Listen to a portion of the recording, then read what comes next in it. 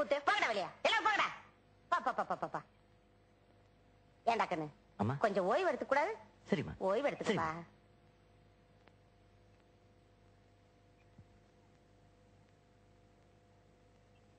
சிசியா ஒரு பீடி கொடு. ஏய் சின்ன பசங்க பீடி குடிக்கூடாடா. அண்ணா நான் உன்னை விட 10 வயசு பெரியவன் தெரியுமா? ஒழுங்கா பீடி கொடு. இல்லன்னா விடுவேன். இந்தாங்க அண்ணா இந்தாங்க.